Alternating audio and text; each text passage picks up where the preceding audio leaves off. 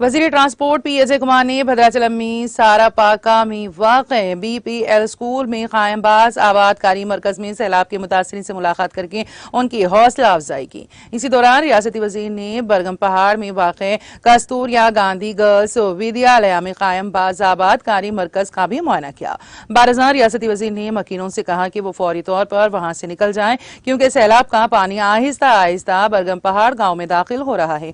उनका कहना था कि वो बाहरी मरकज और वहां तमाम सहूलियात फराहम किए गए हैं। उन्होंने अवाम पर जोर दिया है कि वो जानबूझकर खुद को खतरे में ना डालें, बल्कि वो बाज आबादकारी मरकज पहुंच जाएं। उन्होंने अवाम को सिर्फ 2 दिन तक सब्र करने का मशवरा दिया है। उन्होंने बताया कि बाज आबादकारी मराकज में खाने पीने पानी और बिजली की अच्छी सहूलियात मौजूद हैं। इस मौके पर रियासती वजीर अजय कुमार ने वहां कायम किए गए मेडिकल कैंप का भी दौरा किया और अद्वियात की तफसीलात से मुतालिक दरियाफ्त किया।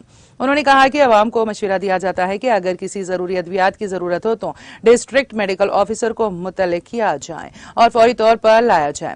रियासती वजीर के हमरा government whip R Kanta Rao, ZP chairman के कंकया, साबिक MLC बालासानी लक्ष्मी नारायणा, तेल्लम वेंकट राव और दीगर मौजूद थे।